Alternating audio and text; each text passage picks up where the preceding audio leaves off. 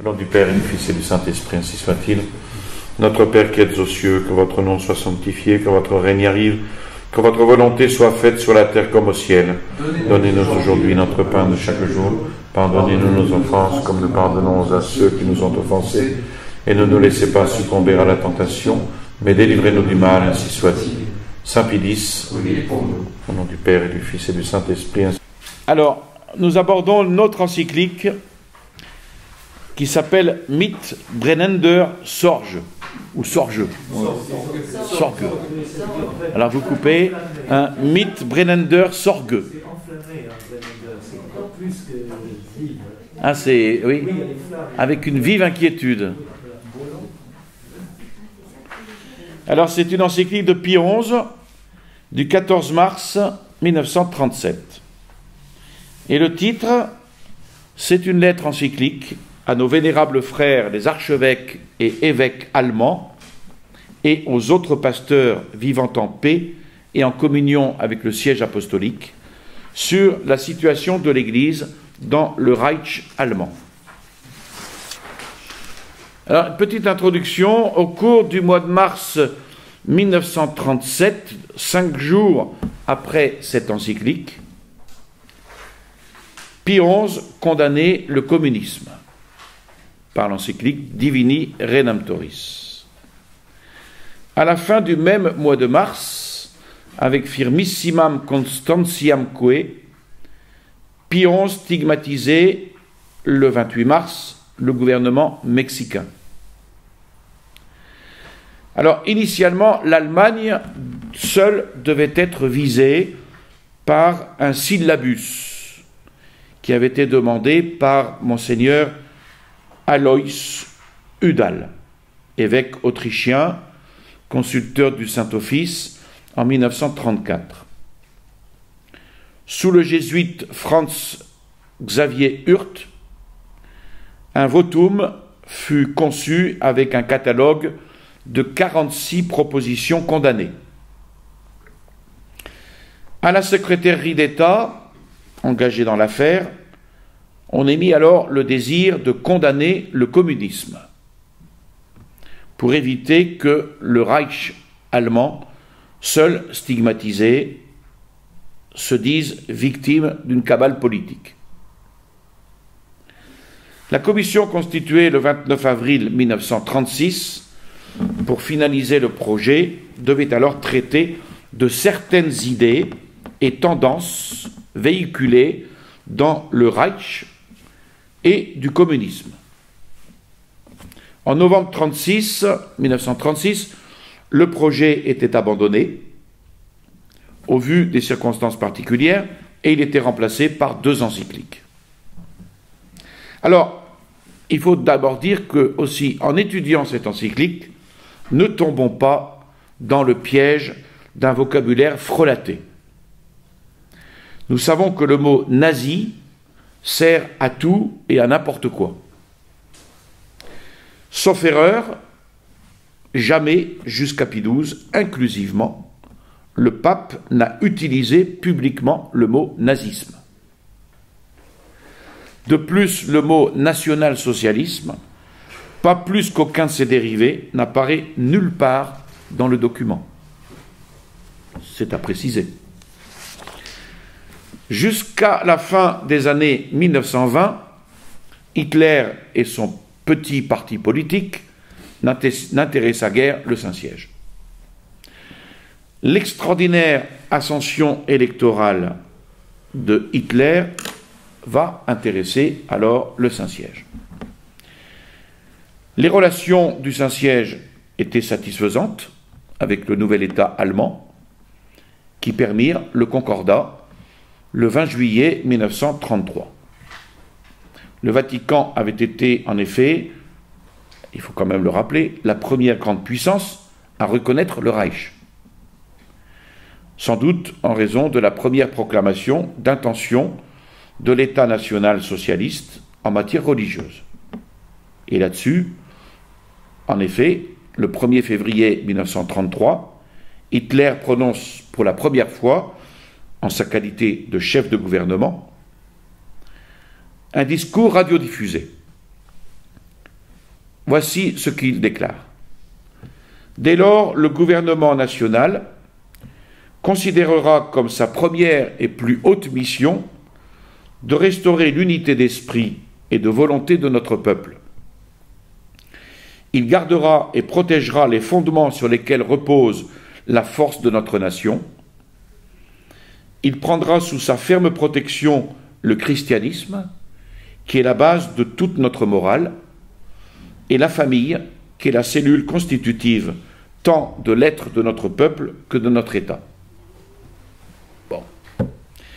Le même Adolf Hitler, dans son premier discours prononcé en tant que chancelier impérial, le 23 mars 1933, déclare ceci: « Les avantages qu'en particulier pourrait retirer en politique une politique de compromis, les avantages qu'un particulier pourrait retirer en politique de compromis avec les organisations athéistes ne sont pas, et de loin, compensés par la destruction qui en résulte des fondements de la morale publique.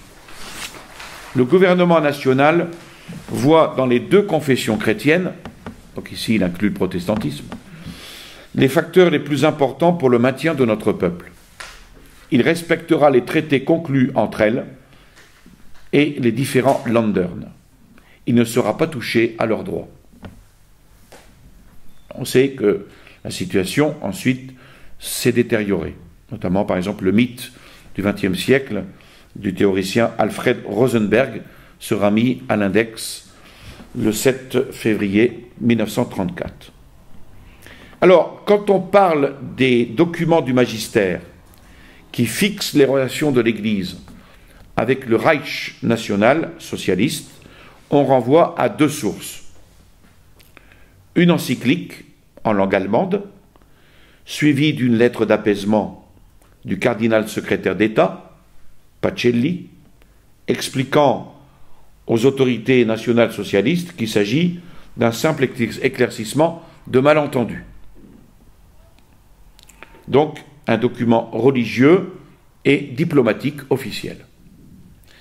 Et puis, un discours donné en la Sainte-Eugène, début juin 1945, contre le spectre satanique d'un Reich en ruine et contre ses membres. Alors, l'encyclique, c'est celle de Pie XI, Mitbrennender Sorge, sur la situation de l'Église catholique dans le Reich allemand. Et le document oral est de Pie XII au Sacré Collège, près de 8 ans plus tard, le 2 juin 1945. Alors, suite à la diffusion de l'encyclique et à sa lecture, le 21 mars, lecture publique, dans les quelques 20 000 paroisses catholiques du Reich, le même Reich publia, en date du 12 avril 1937, une note adressée et remise par l'ambassadeur d'Allemagne à propos de l'encyclique. Alors, c'est un document qui est peu connu,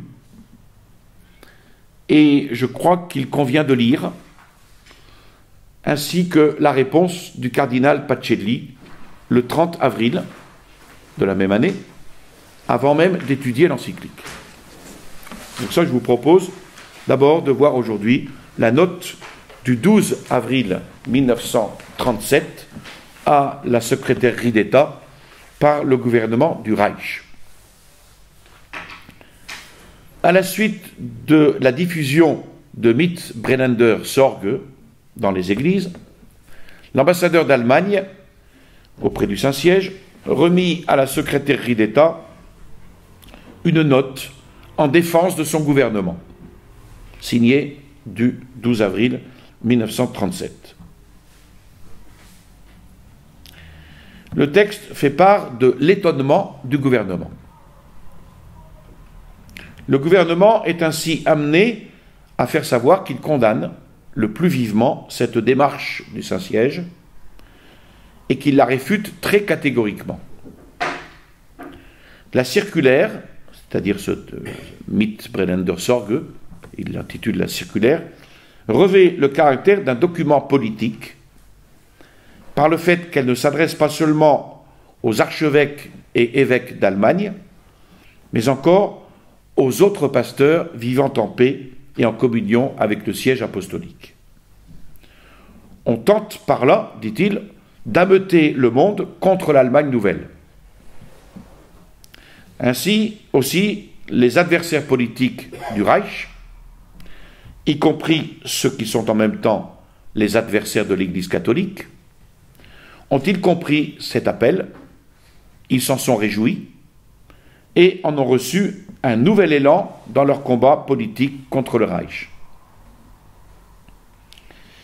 Il convient en particulier de noter que la circulaire a ainsi annulé l'effet de l'encyclique pontificale contre le communisme, publiée peu avant. Tout n'est pas faux dans ce qui est dit là. Elle a en outre porté un coup dangereux au front de défense contre le danger universel du bolchevisme, qui mérite tant d'efforts, singulièrement pour l'Église catholique.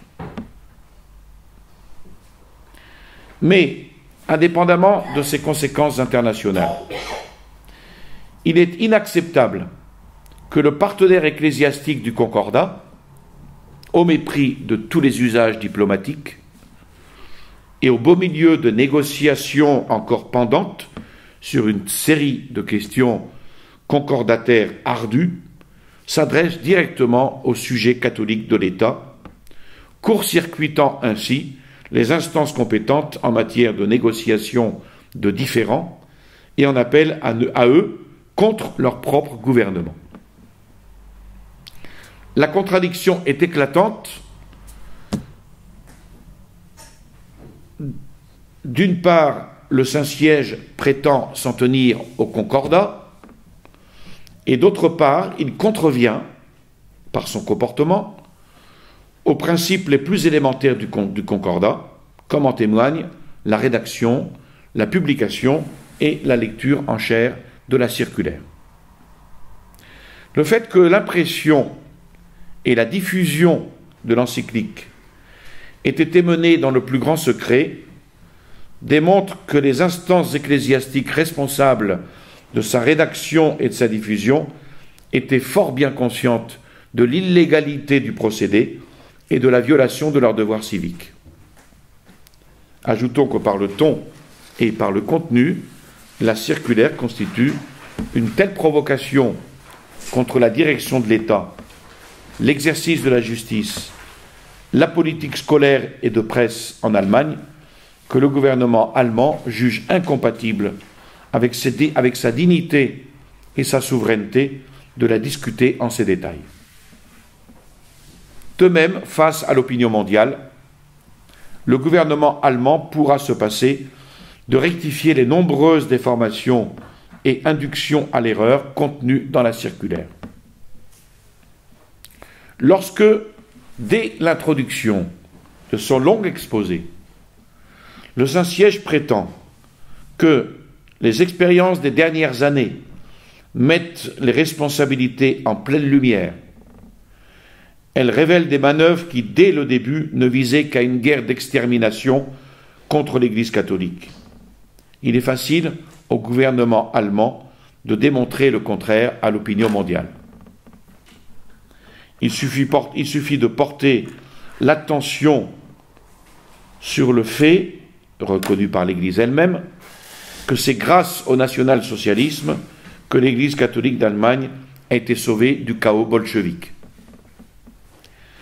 Qu'on se souvienne en outre avec quelle grande bonne volonté le gouvernement allemand est allé, en parole et en acte, au-devant des désirs de l'Église catholique, tant pour l'établissement des dispositions matérielles du Concordat que lors des négociations relatives à un projet d'accord durant l'été 1934. Et ce n'est pas par la faute du gouvernement allemand que finalement ces négociations ont échoué.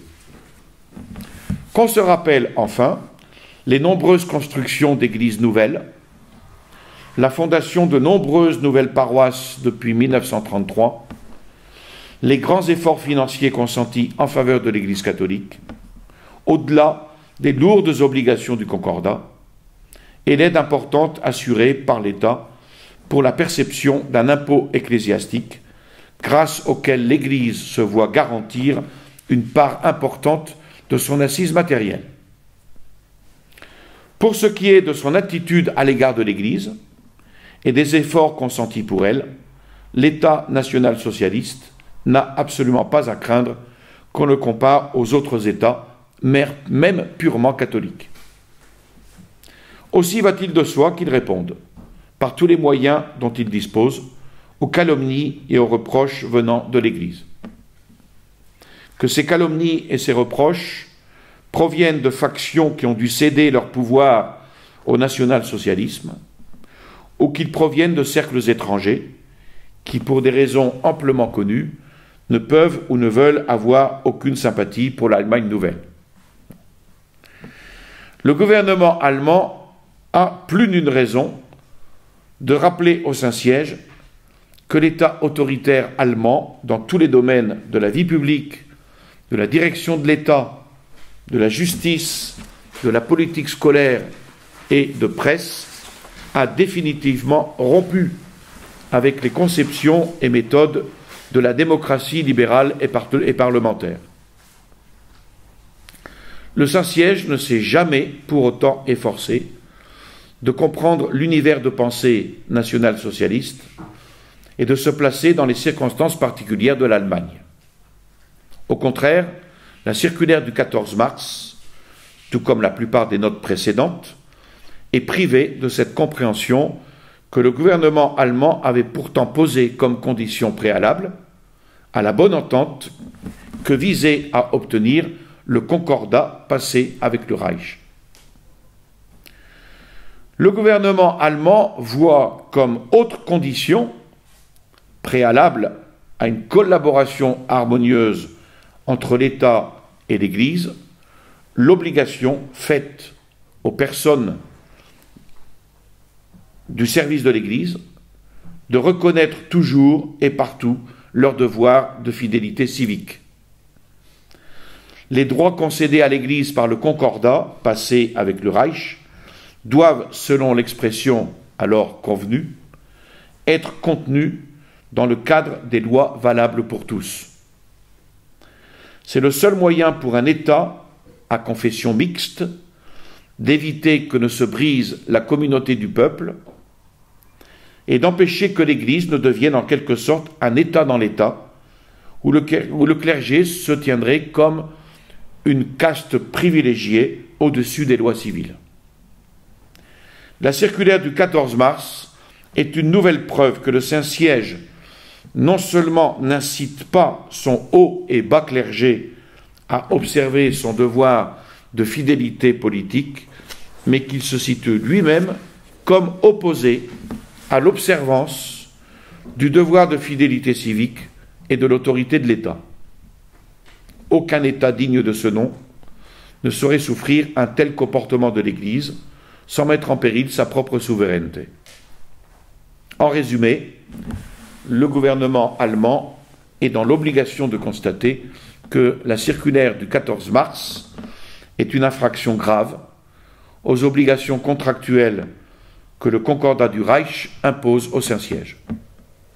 D'où il résulte qu'on ne saurait imposer à l'autre partie l'application de ses propres obligations. Dans l'intérêt du peuple allemand, le gouvernement du Reich ne pourra accepter dans l'avenir d'aussi graves infractions aux obligations contractuelles sans en tirer les conséquences qui en découlent nécessairement. Il a brièvement exposé ci-dessus les principes qu'il tient pour des conditions nécessaires et préalables à une harmonieuse collaboration de l'État et de l'Église. Et ce n'est que lorsque l'Église saura se décider à reconnaître le bien fondé de ces principes et à agir en conséquence qu'il sera possible d'établir l'atmosphère nécessaire à la mise en application du concordat. Le gouvernement allemand a toujours souhaité une telle atmosphère, sans laquelle les deux parties prenantes, l'État et l'Église, ne peuvent œuvrer efficacement pour le bien de la population civile et religieuse allemande. La circulaire du 14 mars a certainement produit l'effet contraire. C'est désormais exclusivement aux partenaires ecclésiastiques du Concordat qu'il appartient d'obtenir un changement, en témoignant de sa réelle et honnête volonté d'appliquer l'accord. Le Saint-Siège a aussi en main tous les éléments lui permettant de décider ce que seront à l'avenir en Allemagne les relations entre l'État et l'Église. La prochaine fois, nous verrons la réponse de Monseigneur Pacelli, futur Pie XII, réponse qui aura lieu quelques jours après, enfin le 30 avril 1937, réponse donc du secrétaire d'État à l'ambassadeur d'Allemagne auprès du Saint-Siège. Je pense qu'il est important de voir cette lettre, la réponse de Pacelli, avant d'étudier l'encyclique. Voilà. Je vous salue Marie, pleine de grâce, le Seigneur est avec vous. Vous êtes bénie entre toutes les femmes, et Jésus, le fruit de vos entrailles, est béni. Sainte Marie, Mère de Dieu, priez pour nous pauvres pécheurs, maintenant et à l'heure de notre mort, ainsi soit-il. Au nom du Père et du Fils et du Saint-Esprit, ainsi soit-il.